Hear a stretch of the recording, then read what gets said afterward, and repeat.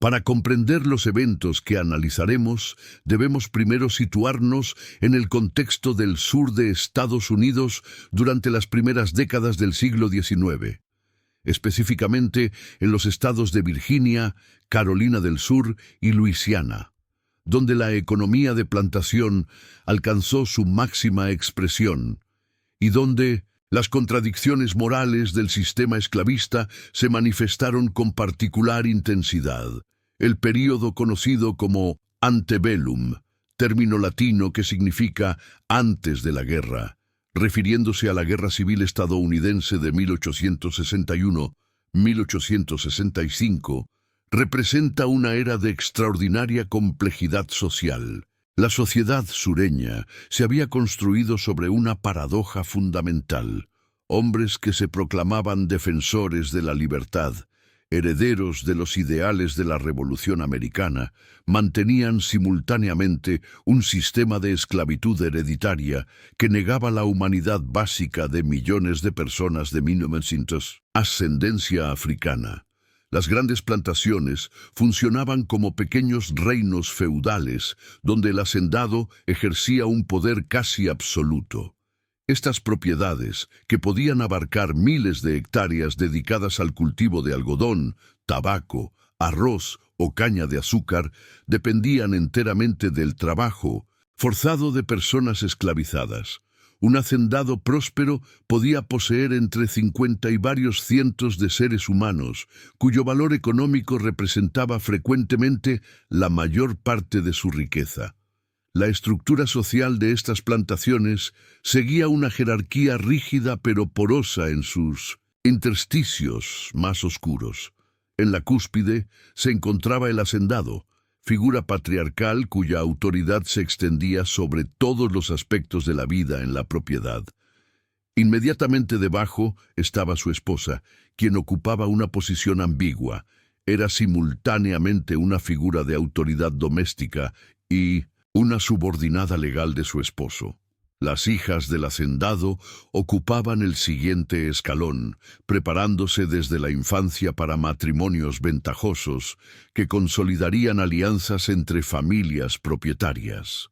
Por debajo de la familia blanca se encontraba una capa intermedia compuesta por supervisores, blancos pobres, conocidos como overseers, y ocasionalmente por personas de raza mixta en posiciones de cierta confianza.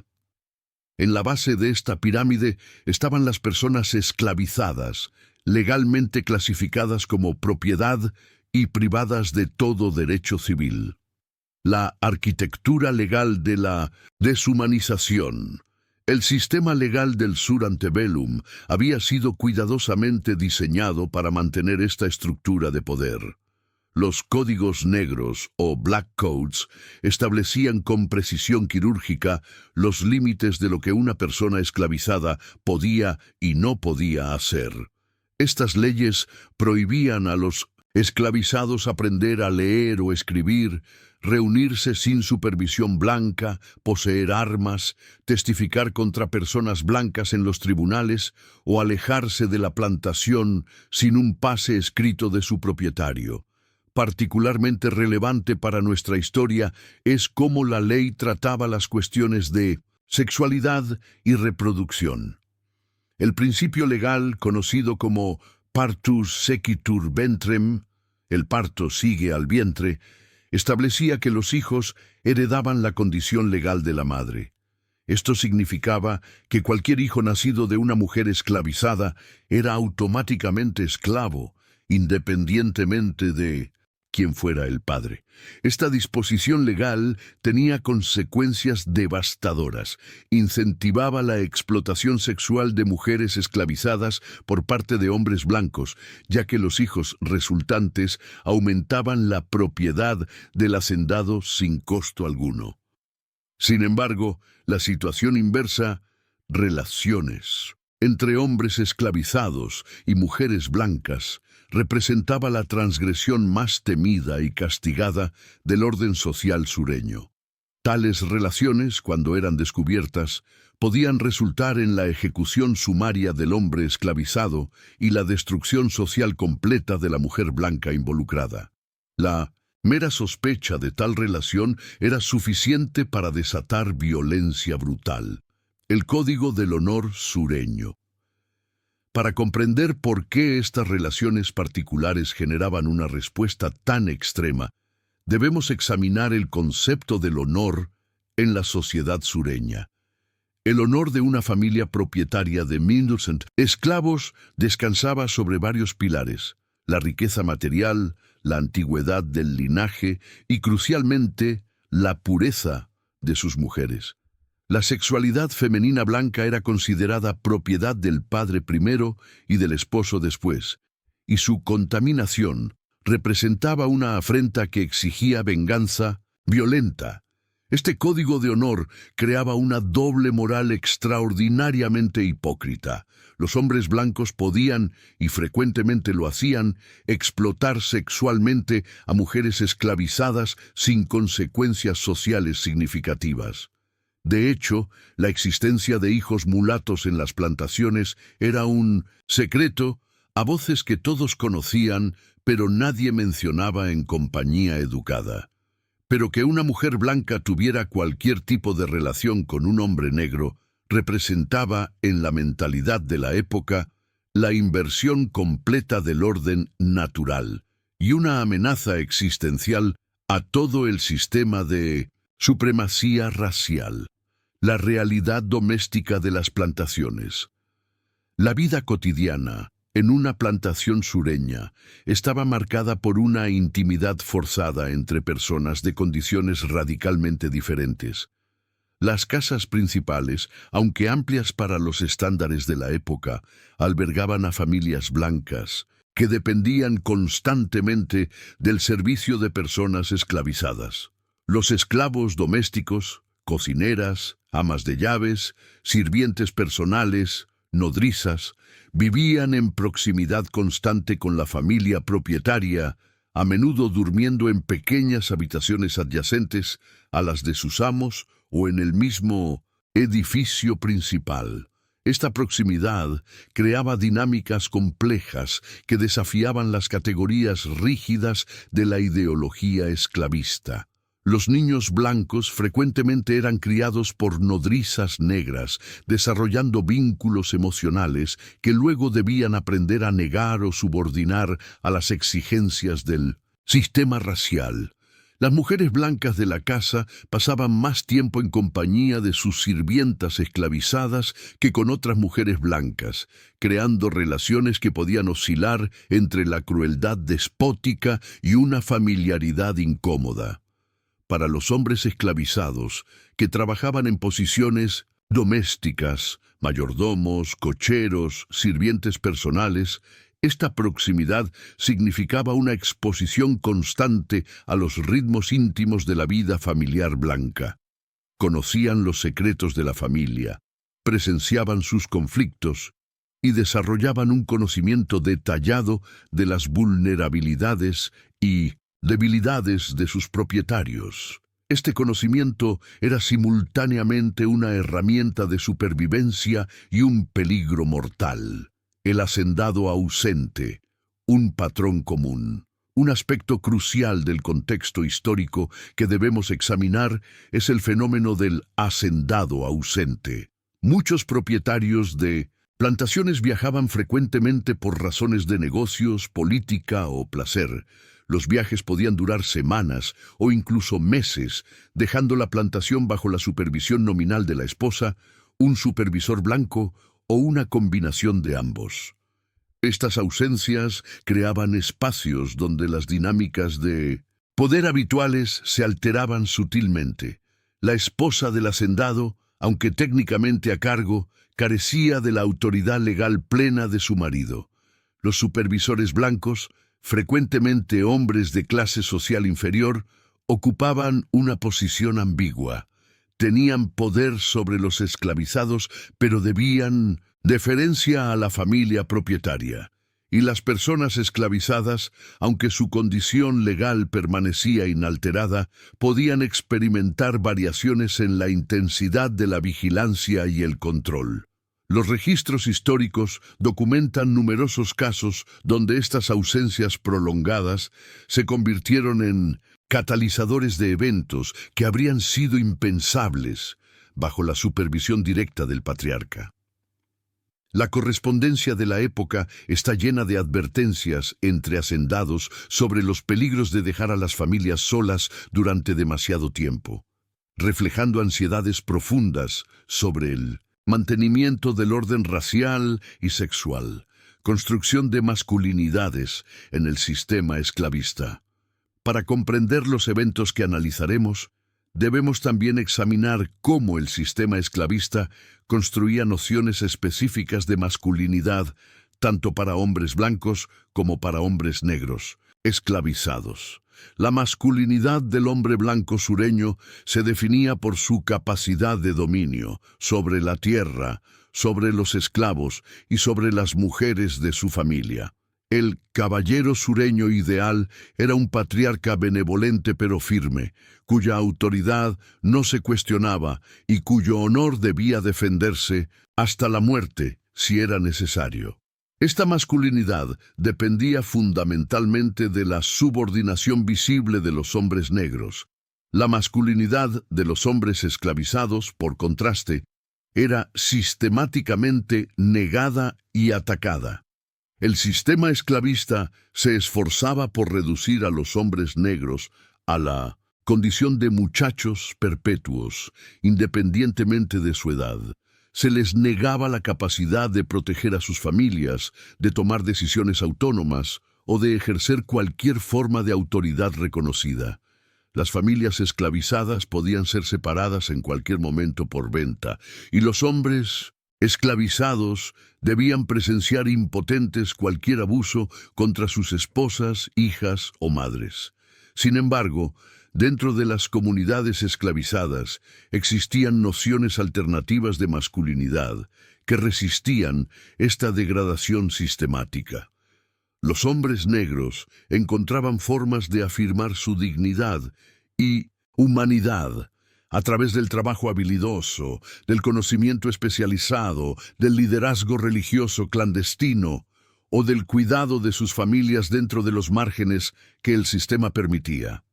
Algunos desarrollaban reputaciones de valentía o resistencia que, aunque peligrosas, les conferían respeto dentro de su comunidad. La familia propietaria, estructura y vulnerabilidades. Las familias propietarias de esclavos, aunque proyectaban una imagen de solidez y permanencia, contenían sus propias tensiones y fragilidades. Los matrimonios eran frecuentemente arreglos económicos donde el afecto genuino era un beneficio adicional más que un requisito. Las esposas de hacendados enfrentaban la soledad del aislamiento rural, la carga de múltiples embarazos y la humillación silenciosa de saber que sus esposos frecuentemente tenían hijos con mujeres esclavizadas. Las hijas de estas familias crecían en un ambiente de restricciones sofocantes. Su educación se orientaba exclusivamente hacia el matrimonio y la maternidad. Se les enseñaba a ser ornamentales, obedientes y, sobre todo, a mantener una reputación impecable. El menor susurro de impropiedad podía arruinar sus perspectivas matrimoniales y, por extensión, el honor de toda la familia. Esta combinación de aislamiento, restricción y proximidad forzada con personas esclavizadas creaba condiciones psicológicas complejas. Algunas mujeres blancas se convertían en cómplices entusiastas del sistema, ejerciendo crueldad sobre los esclavizados, como forma de afirmar el poco poder que poseían. Otras desarrollaban relaciones más ambiguas, donde la dependencia mutua y la intimidad cotidiana creaban vínculos que desafiaban las categorías oficiales. El caso que analizaremos, consideraciones preliminares. Antes de proceder con la narrativa específica, es esencial establecer varios puntos metodológicos e interpretativos. Primero, debemos reconocer que los registros históricos de este período fueron producidos casi exclusivamente por personas blancas alfabetizadas. Las voces de las personas esclavizadas nos llegan filtradas a través de documentos legales, testimonios registrados por terceros o narrativas recopiladas décadas después de los eventos. Esta asimetría documental significa que nunca podemos acceder completamente a la perspectiva de quienes estaban en las posiciones más vulnerables. Segundo, debemos resistir la tentación de aplicar categorías contemporáneas de consentimiento o agencia a situaciones donde las condiciones estructurales hacían tales conceptos profundamente problemáticos. En un sistema donde una persona era legalmente propiedad de otra, donde la violencia era una herramienta cotidiana de control y donde las consecuencias de la desobediencia podían ser la muerte, la tortura o la venta. ¿Qué significa elección? ¿Qué significa consentimiento? Tercero, debemos reconocer que las relaciones sexuales entre personas de diferentes estatus en el sistema esclavista abarcaban un espectro amplio, desde la violación brutal y abierta hasta situaciones más ambiguas, donde la coacción operaba de maneras sutiles e indirectas. Reducir todas estas situaciones a una sola categoría sería históricamente inexacto. Ignorar el elemento de poder estructural sería moralmente irresponsable. Con estas consideraciones en mente, procedemos a examinar el caso específico que ilustra las contradicciones más profundas del sistema esclavista sureño. Un caso donde las transgresiones cruzaron todas las líneas establecidas por la ideología de la supremacía blanca, y donde el silencio subsiguiente revela tanto como los eventos mismos. Parte 2. La realidad privada y el desequilibrio de poder. Los protagonistas en su contexto. Los registros históricos nos permiten reconstruir, con las limitaciones documentales ya mencionadas, los contornos de una situación que se desarrolló en una plantación del sur, profundo durante la década de 1840. Por razones metodológicas y para proteger la dignidad de todos los involucrados, utilizaremos designaciones que reflejen las posiciones estructurales más que identidades específicas, aunque los eventos están documentados en archivos judiciales, correspondencia privada y testimonios posteriores. El hacendado en cuestión era un hombre de mediana edad, propietario de una plantación de tamaño considerable, dedicada principalmente al cultivo de algodón. Los documentos lo describen como un hombre respetado en su comunidad, activo en la política local del partido, demócrata y conocido por su observancia religiosa metodista. Poseía aproximadamente 70 personas esclavizadas, y era considerado, según los estándares de la época, un propietario moderado, término que, debemos enfatizar, solo tiene sentido dentro de la lógica perversa del sistema esclavista. Su esposa, a quien los documentos refieren frecuentemente como una mujer de nervios delicados, había sufrido varios abortos espontáneos y la muerte de 2 hijos en la infancia, experiencias que habían dejado secuelas evidentes en su salud mental y física.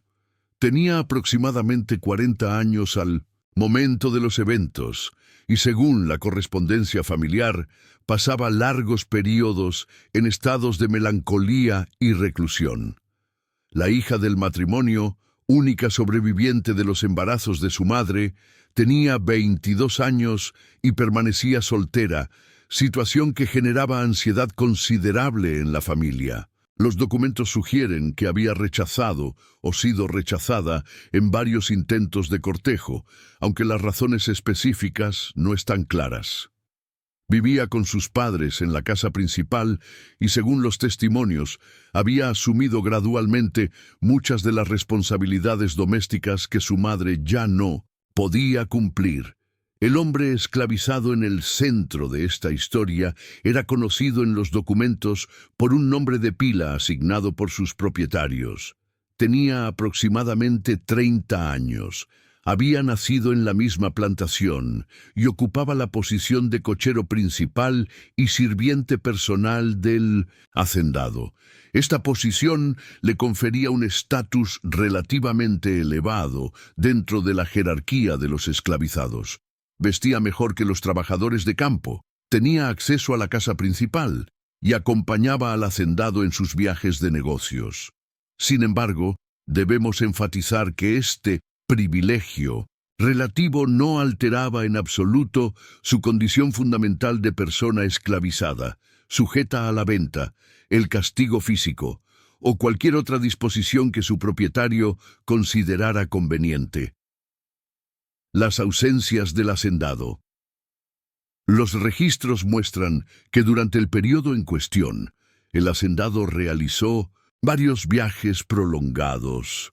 Un viaje de negocios a Nueva Orleans duró aproximadamente 6 semanas. Otro viaje político a la capital del estado se extendió por casi 2 meses. Durante estas ausencias, la administración de la plantación quedaba nominalmente en manos de un supervisor blanco para las operaciones agrícolas, mientras que la casa principal quedaba bajo la autoridad de la esposa. La correspondencia del hacendado durante estos viajes revela una preocupación recurrente pero superficial por los asuntos domésticos. Sus cartas se centran principalmente en instrucciones sobre el cultivo, los precios del algodón y ocasionalmente consultas genéricas sobre la salud de su esposa e hija. No hay evidencia de que sospechara nada inusual en su hogar. La proximidad física y la intimidad doméstica entre la familia blanca y los sirvientes esclavizados continuaba sin alteración durante estas ausencias. El cochero, aunque técnicamente relevado de sus deberes de conducción mientras el hacendado estaba fuera, permanecía en la propiedad y frecuentemente era asignado a tareas dentro o cerca de la casa principal. Esta proximidad, en ausencia de la vigilancia patriarcal, creó las condiciones y para los eventos que seguirían. El problema del consentimiento, un análisis necesario. Antes de describir lo que los documentos históricos revelan, debemos detenernos para analizar rigurosamente la cuestión del consentimiento en el contexto de la esclavitud.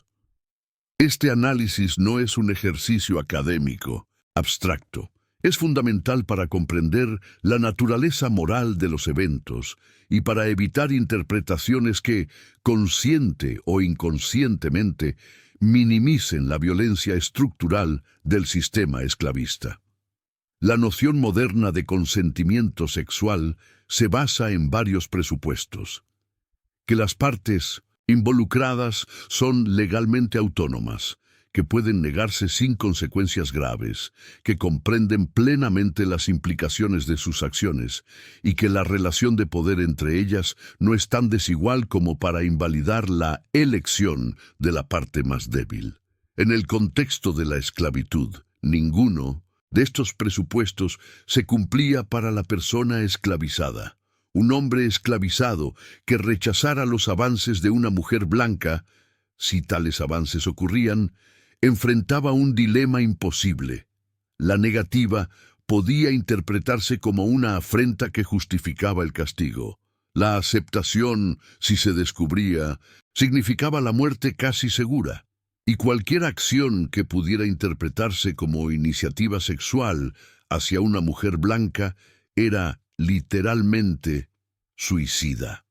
Al mismo tiempo, debemos reconocer que las mujeres blancas en el sistema esclavista, aunque ocupaban una posición de poder sobre los esclavizados, también estaban sujetas a formas específicas de subordinación patriarcal.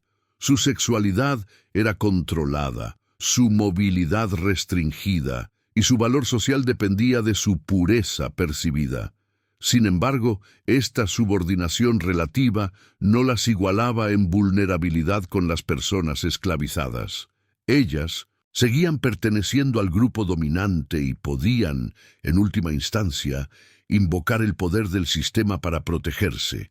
Esta asimetría significa que, Incluso en casos donde los documentos sugieren iniciativa por parte de mujeres blancas, la persona esclavizada nunca estaba en posición de verdadera elección libre. Podía haber aceptación, podía haber incluso deseo genuino, pero el consentimiento, en el sentido ético pleno del término, era estructuralmente imposible. Lo que los documentos revelan, los registros judiciales y la correspondencia familiar que sobrevivieron revelan que, durante un periodo de aproximadamente 18 meses, se desarrollaron relaciones sexuales entre el hombre esclavizado y ambas mujeres de la casa principal, la esposa del hacendado y su hija adulta. Los documentos no proporcionan detalles sobre cómo se iniciaron estas relaciones, quién dio el primer paso o cuál era la naturaleza emocional de los vínculos. Esta ausencia de información es en sí misma significativa. Las fuentes que sobreviven son principalmente los registros del proceso judicial posterior, donde el interés estaba en establecer hechos que justificaran castigos, no en comprender las complejidades humanas de la situación. Lo que sí documentan los registros es que ambas mujeres quedaron embarazadas. La hija dio a luz primero. El nacimiento ocurrió en circunstancias de secreto extremo, con la asistencia únicamente de una partera esclavizada y la madre. El bebé, cuyas características físicas evidenciaban inequívocamente su paternidad mixta, fue inmediatamente alejado y, según el testimonio posterior de la partera, entregado a una familia de color libre en otra ciudad bajo pretexto de caridad. Meses después, la esposa del hacendado también dio a luz.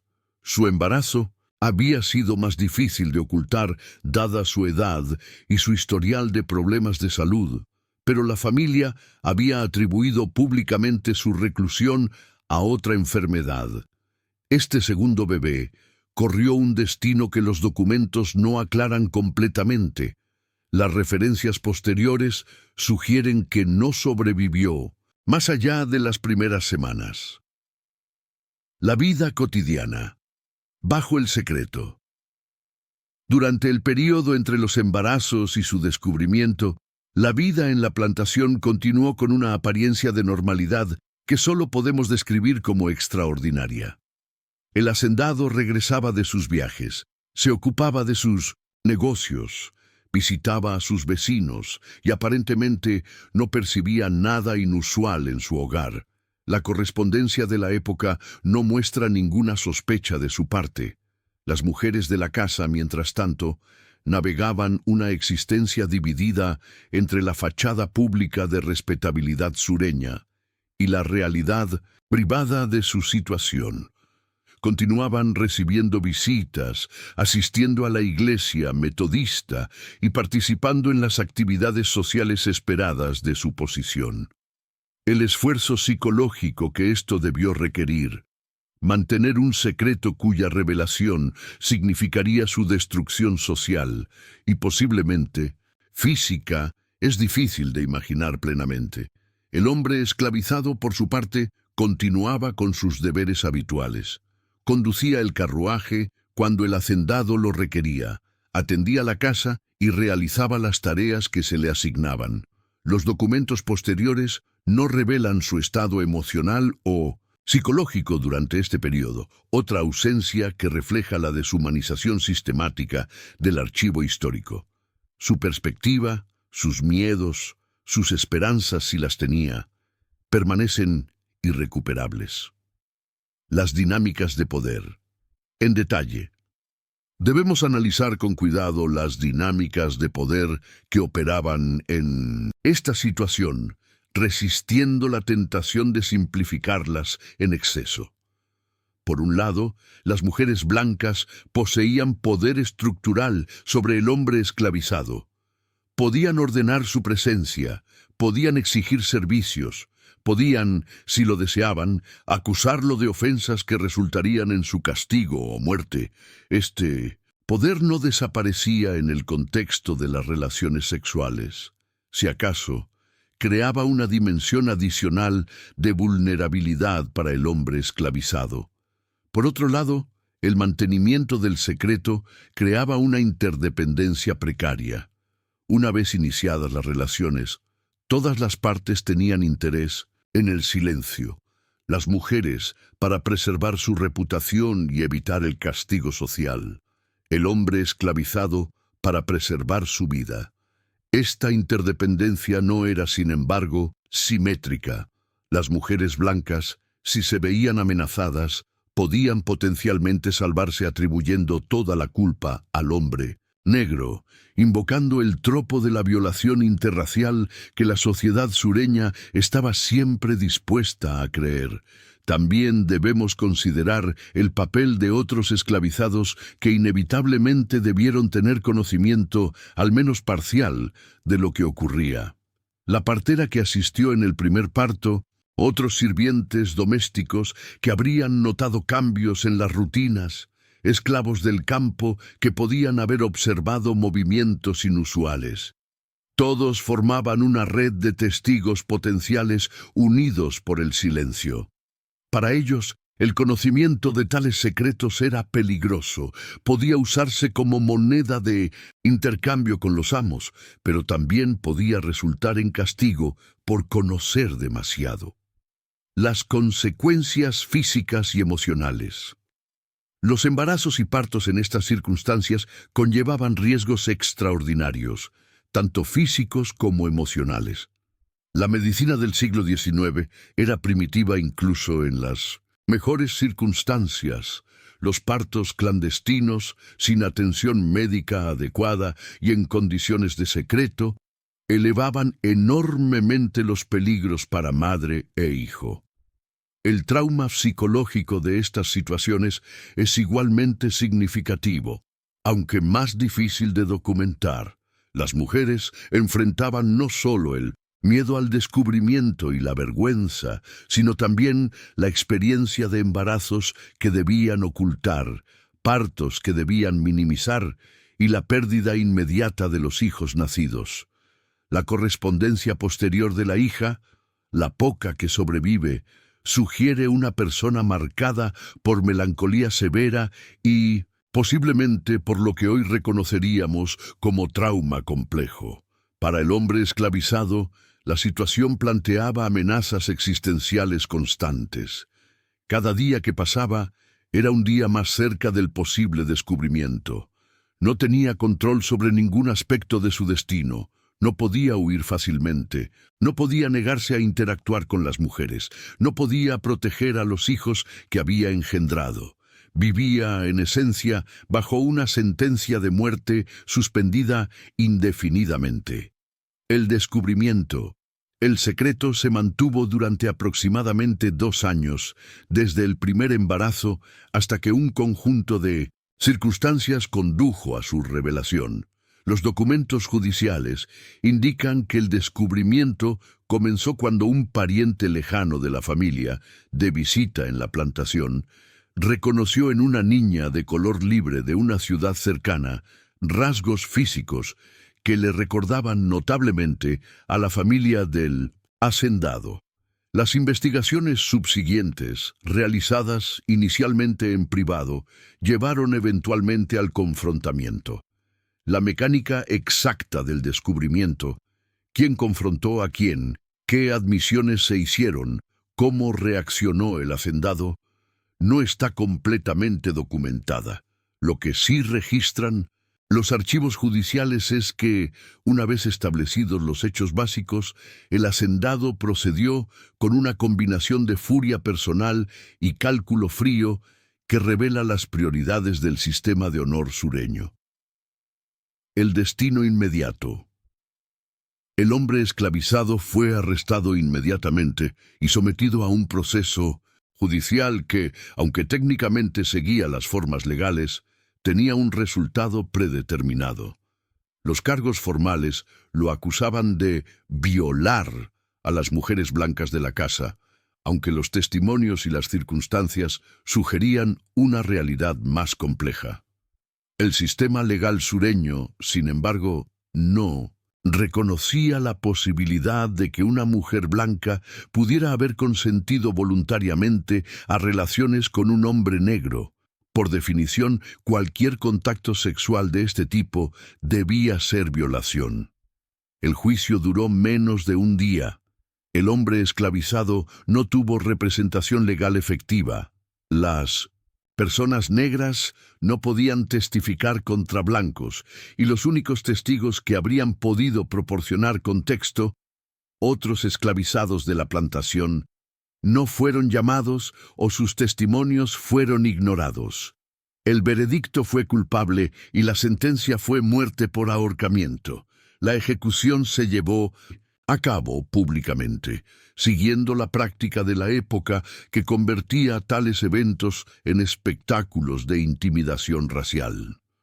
Los documentos mencionan una concurrencia considerable de blancos de las plantaciones vecinas, para quienes la ejecución servía como recordatorio del poder absoluto del sistema esclavista y como advertencia a todos los hombres negros sobre las consecuencias de transgredir las líneas raciales.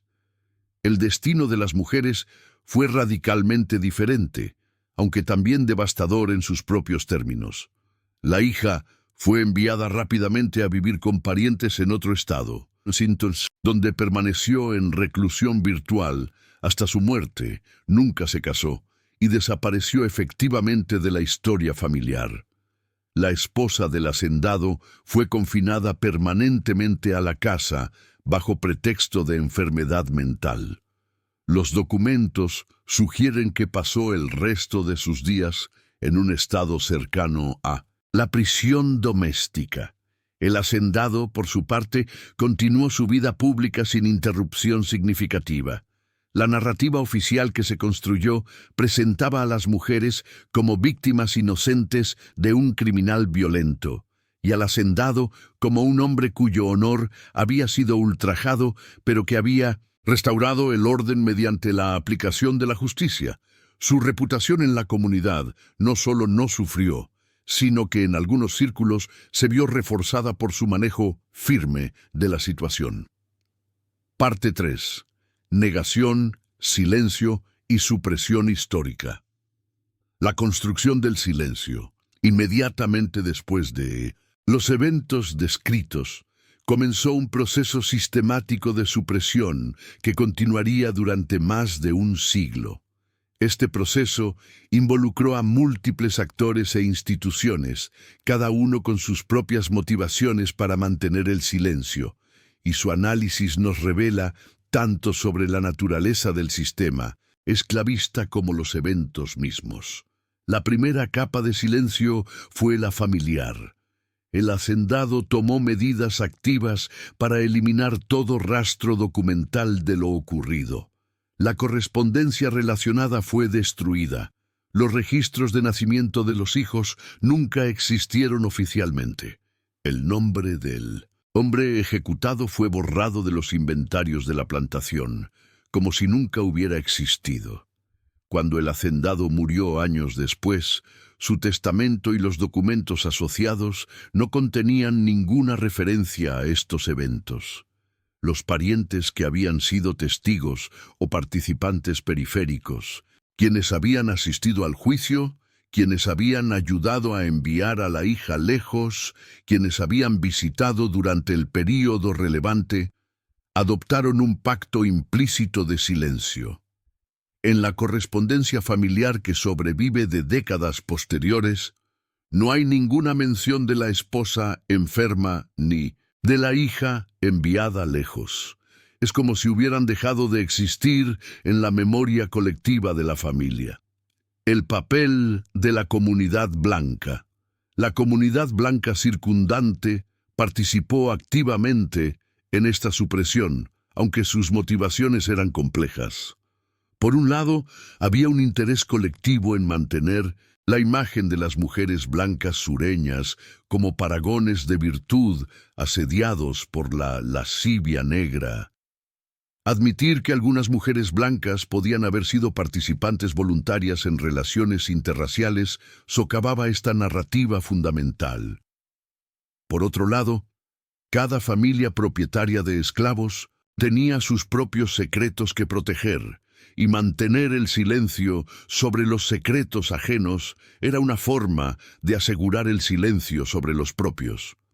Los periódicos locales, que habitualmente reportaban los juicios y ejecuciones de personas esclavizadas, cubrieron este caso con una vaguedad inusual.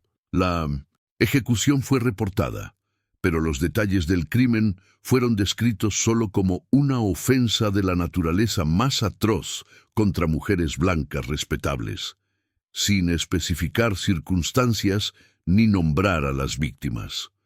Esta vaguedad era intencional, protegía la respetabilidad de la familia afectada mientras transmitía el mensaje de terror racial a la población negra. Las iglesias locales, incluyendo la congregación metodista a la que pertenecía la familia, también participaron en el silencio. Los registros parroquiales no contienen menciones de los eventos, aunque la congregación debió conocerlos. La narrativa que se promovió desde los púlpitos era la de la redención mediante la justicia. Un crimen había sido cometido, el criminal había sido castigado y la comunidad podía seguir adelante purificada. La supresión en los registros oficiales. Los registros oficiales de la época muestran evidencia de manipulación y omisión deliberada. Los documentos judiciales del caso, aunque preservados en parte, fueron clasificados de manera que dificultaba su localización. Los testimonios más detallados, aquellos que habrían revelado las complejidades de la situación, no fueron incluidos en los registros permanentes.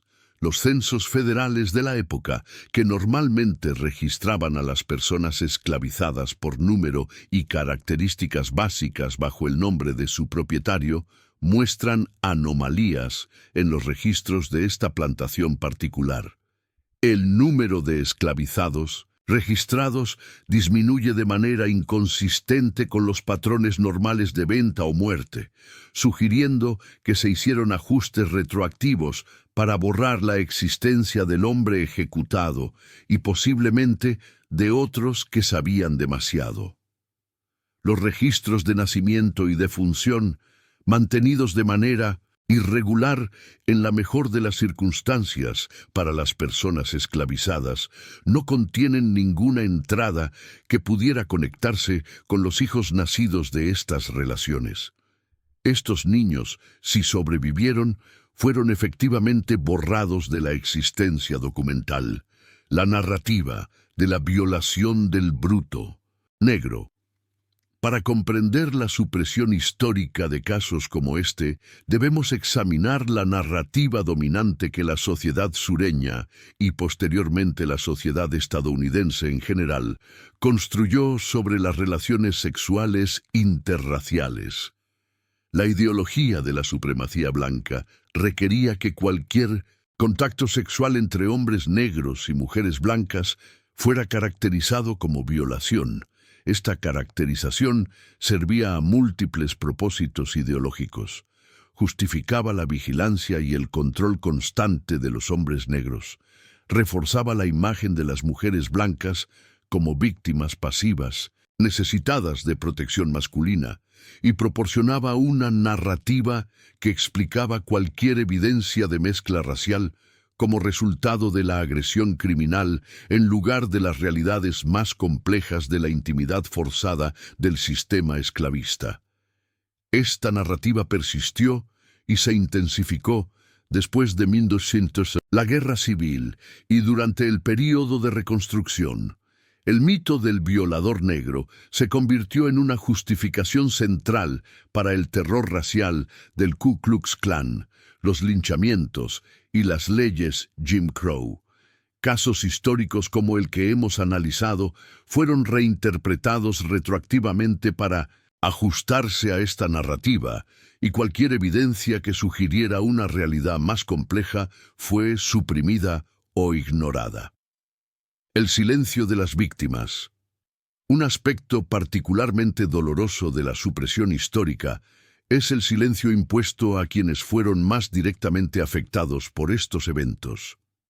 La comunidad esclavizada de la plantación, aquellos que habían conocido al hombre ejecutado, que habían presenciado los eventos, que podían haber proporcionado testimonios alternativos, fue efectivamente silenciada tanto durante los eventos como después. El miedo a represalias, la imposibilidad legal de testificar contra blancos y la vulnerabilidad extrema de su posición significaban que cualquier conocimiento que poseyeran permanecería oculto.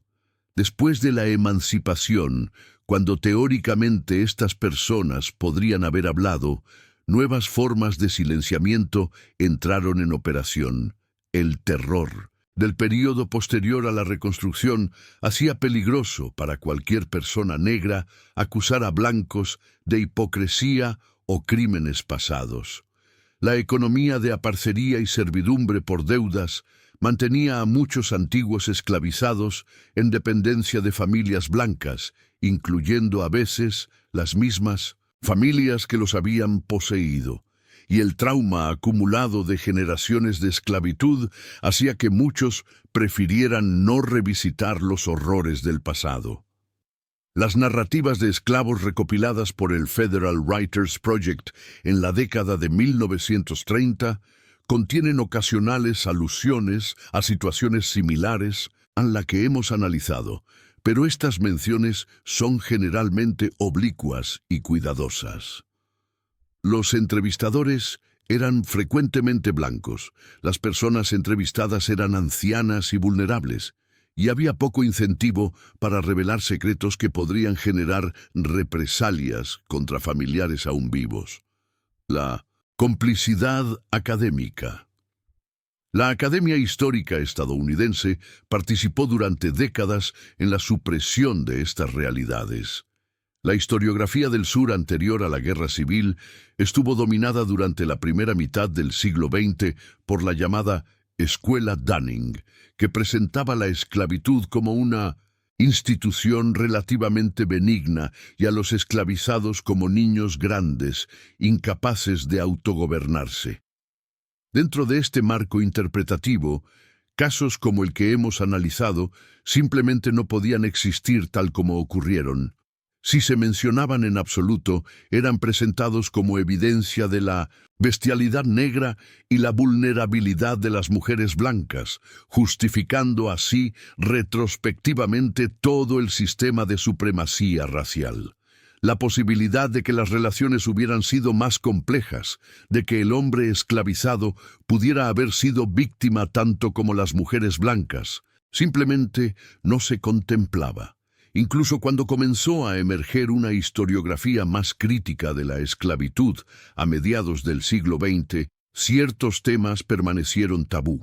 Las relaciones sexuales interraciales, que no se ajustaban a la narrativa de la violación unidireccional de mujeres negras por hombres blancos, eran particularmente difíciles de abordar. Los historiadores que intentaban documentar estas realidades enfrentaban tanto la escasez de fuentes como la resistencia de colegas y comunidades. La destrucción de evidencia. A lo largo de las décadas, evidencia documental que podría haber iluminado casos como este fue sistemáticamente destruida. Después de la Guerra Civil, muchas familias sureñas quemaron correspondencia y documentos personales, parcialmente por necesidad práctica durante el conflicto, pero también para eliminar registros comprometedores. Archivos de plantaciones fueron dispersados, vendidos como papel de desecho o simplemente abandonados al deterioro. Los registros judiciales, aunque teóricamente preservados por instituciones públicas, también sufrieron pérdidas sospechosas. Incendios en edificios gubernamentales destruyeron archivos de varios condados sureños en circunstancias que los historiadores han cuestionado.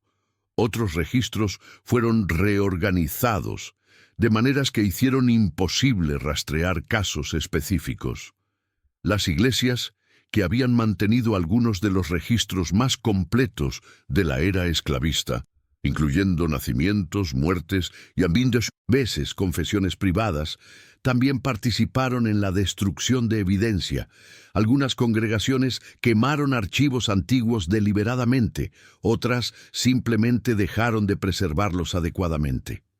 El costo humano del silencio. El silencio histórico tuvo costos humanos concretos que se extendieron a través de generaciones. Los descendientes del hombre ejecutado, si es que los niños nacidos de estas relaciones sobrevivieron y tuvieron descendencia propia, quedaron privados de conocer su propia historia. La práctica común de entregar niños de raza mixta a familias de color libre o venderlos lejos de sus lugares de origen significaba que estos individuos crecían sin conocimiento de sus orígenes. Sus descendientes, a su vez, heredaron esta ignorancia, esta amputación genealógica. Para los descendientes de la familia blanca, el silencio significó crecer con historias familiares, incompletas y distorsionadas. La desaparición inexplicada de mujeres de los registros familiares, las alusiones vagas a problemas o vergüenzas pasadas, la ausencia de ciertos nombres o fotografías, todo esto transmitía el mensaje de que había secretos, sin proporcionar las herramientas para comprenderlos. Más ampliamente, el silencio sobre casos como este contribuyó a una distorsión fundamental de la historia estadounidense. La narrativa oficial de la esclavitud, como un sistema de explotación económica que operaba en una esfera separada de las relaciones íntimas y familiares, simplemente no era verdadera. La esclavitud invadió cada aspecto de la vida, incluyendo los más íntimos, y su violencia se extendió a espacios que la historia oficial prefería no examinar. Mecanismos de perpetuación del silencio. El silencio sobre estos temas se perpetuó a través de mecanismos sociales que continuaron operando mucho después de que la esclavitud terminara oficialmente. La vergüenza funcionó como un mecanismo poderoso tanto para familias blancas como negras. Para las familias blancas, cualquier evidencia de mezcla racial era una mancha en el honor familiar. Para las familias negras, el conocimiento de que ancestros habían sido forzados o coaccionados a relaciones sexuales con propietarios era doloroso de confrontar. El silencio parecía preferible a la exposición de estas heridas. El miedo también continuó operando. Incluso después de la emancipación legal, las relaciones de poder entre blancos y negros en el sur permanecieron dramáticamente desiguales. Desenterrar secretos del pasado podía tener consecuencias en el presente: pérdida de empleo, violencia, ostracismo social. Era más seguro dejar el pasado enterrado. La falta de interés institucional reforzó el silencio. Las universidades del sur, muchas de ellas fundadas con dinero derivado de la esclavitud, no tenían incentivo para investigar historias que expondrían la hipocresía de sus benefactores fundadores. Los gobiernos estatales, controlados durante décadas por los herederos políticos del poder esclavista, no financiaban investigaciones que pudieran incomodar a familias prominentes.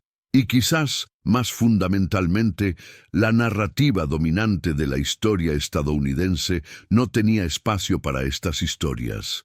El mito de América como una nación fundada en la libertad y el progreso hacia la igualdad no podía incorporar fácilmente las complejidades morales de la esclavitud. Era más conveniente mantener la esclavitud como un capítulo cerrado, un error ya corregido, que explorar las formas en que sus efectos continuaban reverberando. Parte 4. Reconocimiento, legado y reflexión moral. El lento trabajo de la recuperación histórica. La recuperación de historias, como la que hemos analizado, ha sido un proceso gradual que comenzó a acelerarse solo en las últimas décadas del siglo XX. Varios factores convergieron para hacer posible esta recuperación. aunque el trabajo permanece incompleto y frecuentemente doloroso. El movimiento por los derechos civiles de las décadas de 1950 y 1960 creó las condiciones políticas para una reevaluación crítica de la historia estadounidense. Los activistas comprendieron que la lucha por la igualdad presente requería confrontar la verdad sobre el pasado. Esta comprensión se tradujo gradualmente en presión sobre instituciones académicas y archivísticas para preservar y hacer accesibles documentos previamente ignorados o suprimidos. Historiadores afroamericanos que habían estado trabajando para recuperar las voces de los esclavizados desde 1900, principios del siglo XX, ganaron finalmente reconocimiento y recursos dentro de la academia mainstream. Figuras como John Hope Franklin, quien publicó su magistral From Slavery to Freedom en 1947, abrieron caminos que otros seguirían. Sus estudiantes y sucesores continuaron el trabajo de localizar, preservar e interpretar fuentes que la historiografía tradicional había ignorado.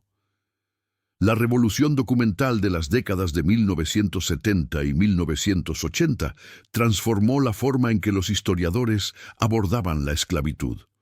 Nuevas metodologías permitieron extraer información de fuentes previamente subutilizadas, registros judiciales, inventarios de plantaciones, registros parroquiales, narrativas de esclavos. Esta historia desde abajo reveló aspectos de la experiencia esclavista que la historia tradicional, centrada en las élites, había oscurecido. La tecnología también jugó un papel. La digitalización de archivos ha hecho posible localizar y conectar documentos dispersos en formas que antes habrían requerido años de trabajo en múltiples repositorios.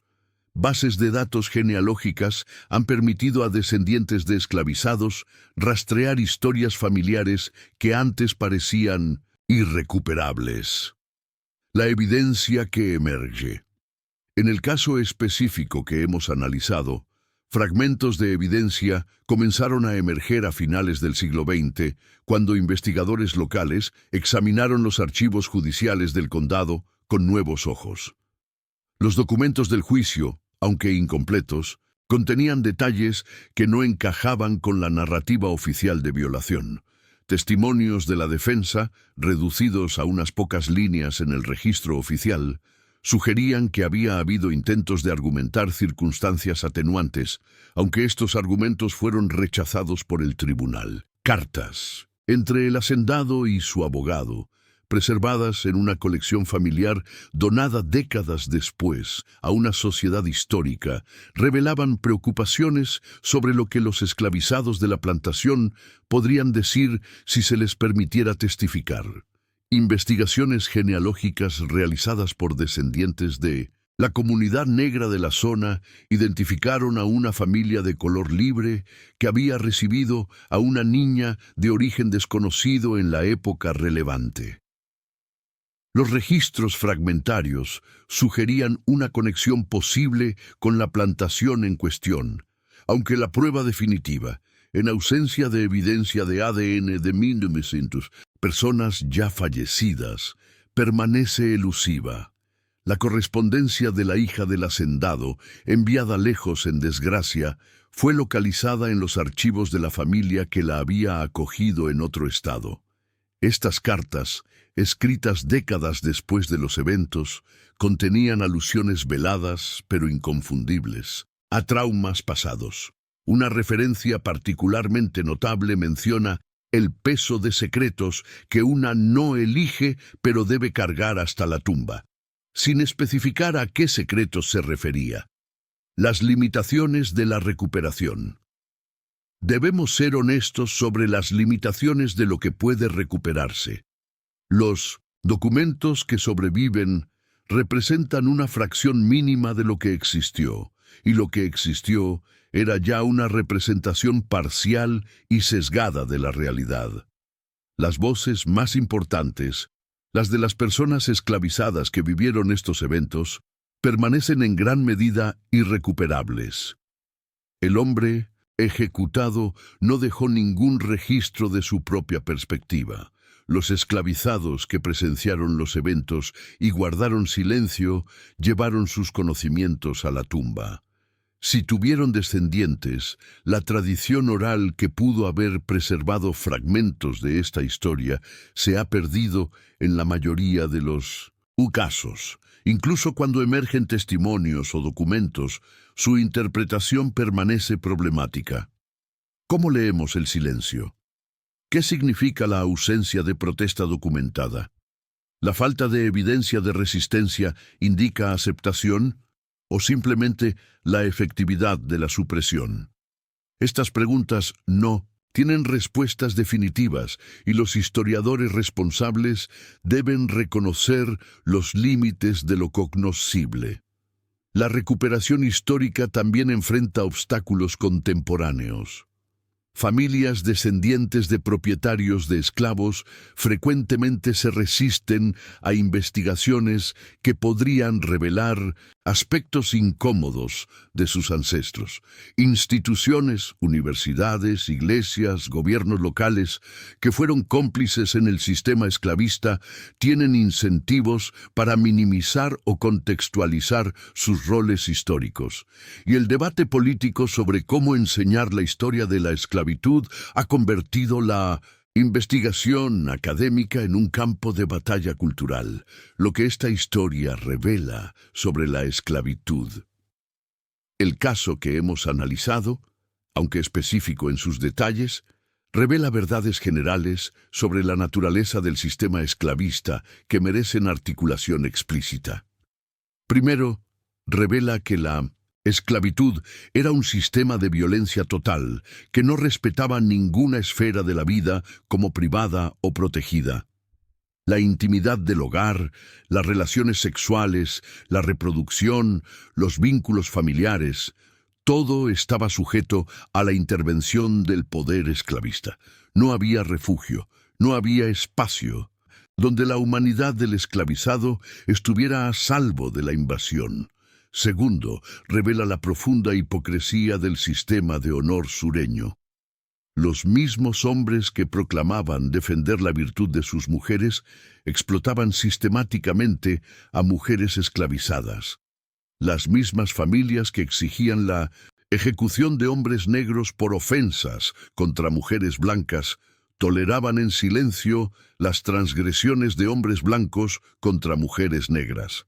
El honor funcionaba como un sistema de doble estándar diseñado para mantener la supremacía racial. Tercero, revela las complejidades imposibles de las relaciones humanas bajo condiciones de dominación total. Las categorías simples de víctima y perpetrador se vuelven inadecuadas cuando todas las partes están atrapadas en un sistema que deforma la agencia humana.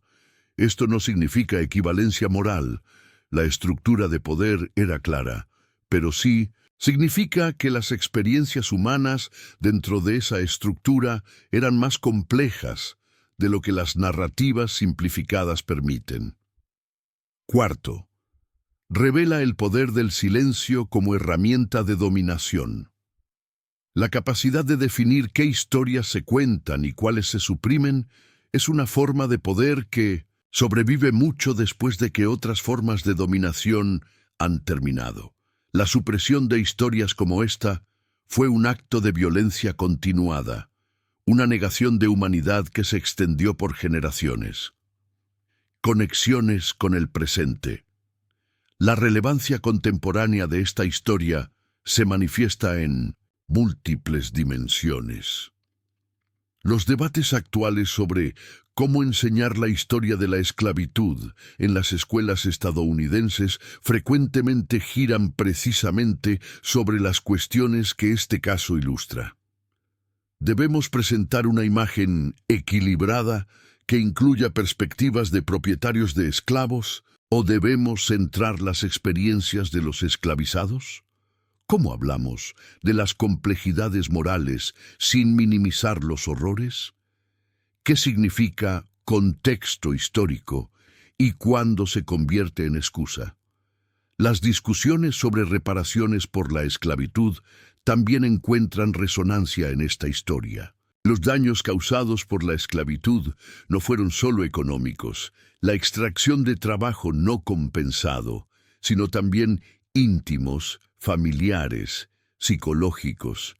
¿Cómo se repara la destrucción de linajes familiares, la imposición de secretos vergonzosos, el trauma transmitido a través de generaciones, los movimientos contemporáneos para remover monumentos confederados y renombrar instituciones llevan el nombre de figuras esclavistas, se conectan directamente con las cuestiones que este caso plantea?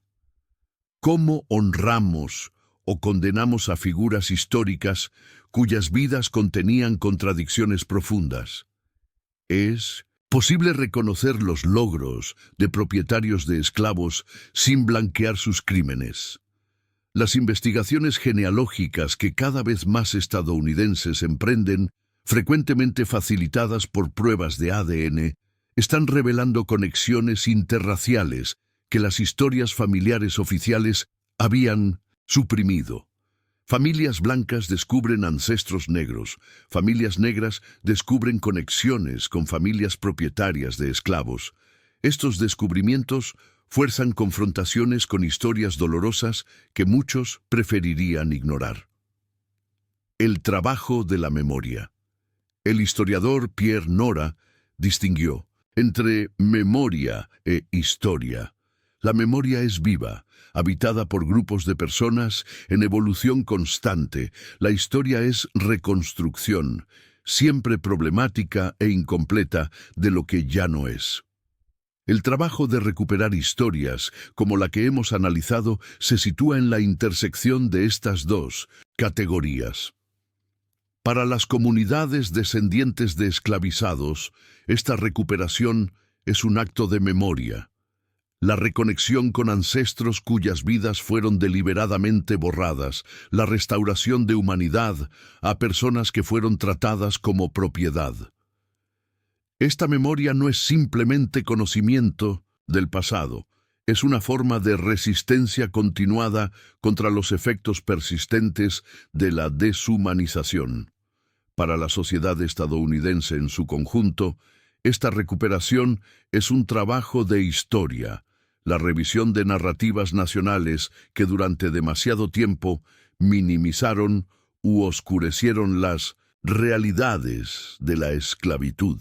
Esta historia no es cómoda, desafía mitos fundacionales, expone hipocresías de figuras veneradas y revela las raíces profundas de desigualdades que persisten hasta hoy. El trabajo de memoria no tiene un punto final definido. Cada generación debe decidir cómo relacionarse con este pasado, qué preservar, qué investigar, qué enseñar, qué conmemorar. Estas decisiones son siempre políticas, siempre contestadas, siempre provisionales. Reflexión final sobre la moralidad y el poder. Al concluir este análisis, debemos confrontar las cuestiones morales más profundas que esta historia plantea. ¿Cómo juzgamos moralmente a personas que actuaron dentro de sistemas que distorsionaban fundamentalmente la agencia humana? Esta pregunta no tiene respuesta simple. Por un lado, debemos resistir el relativismo moral que excusaría cualquier acción como producto de su tiempo. Personas de la era esclavista, incluyendo muchos propietarios de esclavos, reconocieron la maldad del sistema, lo que demuestra que la crítica moral era posible. Por otro lado, debemos reconocer que las estructuras de poder moldean las opciones disponibles de maneras que no son completamente visibles para quienes las habitan. El hombre esclavizado, en el centro de esta historia, no tuvo opciones morales en ningún sentido significativo del término. Sus acciones, cualesquiera que hayan sido sus motivaciones internas, ocurrieron dentro de un sistema que negaba su capacidad de elección. Juzgarlo por los mismos estándares que aplicaríamos a una persona libre sería cometer una injusticia adicional. Las mujeres blancas involucradas ocupaban una posición más compleja. Tenían poder sobre los esclavizados y fueron cómplices del sistema esclavista, pero también estaban sujetas a formas de subordinación patriarcal que limitaban su agencia. Sus acciones, cualesquiera que hayan sido, ocurrieron en un contexto donde sus propias opciones estaban severamente restringidas, aunque no tan completamente como las de las personas esclavizadas. El hacendado, y por extensión toda la clase de propietarios de esclavos, merece el juicio moral más severo.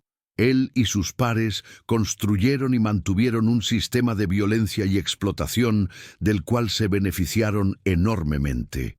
Cuando ese sistema produjo consecuencias que los incomodaban, respondieron con más violencia y supresión. Su honor era una ficción diseñada para oscurecer su brutalidad, pero más allá de los juicios individuales, debemos reconocer que sistemas de dominación como la esclavitud crean condiciones donde la moralidad individual se vuelve casi imposible. El problema no era simplemente que había personas malas haciendo cosas malas. El problema era que un sistema entero estaba organizado para producir sufrimiento mientras protegía a los beneficiarios de tener que confrontar su responsabilidad. Esta lección tiene relevancia directa para el presente. Vivimos todavía dentro de estructuras de desigualdad que heredamos de la era esclavista, disparidades raciales en riqueza, encarcelamiento, acceso a educación y salud. Estas estructuras no requieren personas conscientemente racistas para perpetuarse. Funcionan a través de mecanismos impersonales que producen resultados desiguales incluso cuando los individuos involucrados creen actuar justamente. Confrontar el legado de la esclavitud, entonces, no es simplemente un ejercicio de memoria histórica. Es un llamado a examinar las estructuras contemporáneas que perpetúan desigualdades, a preguntarnos qué sistemas de dominación naturalizamos hoy que generaciones futuras condenarán, y a comprometernos con el trabajo continuo de crear sociedades más justas. La historia que hemos contado no tiene un final feliz. El hombre ejecutado no fue vindicado en vida.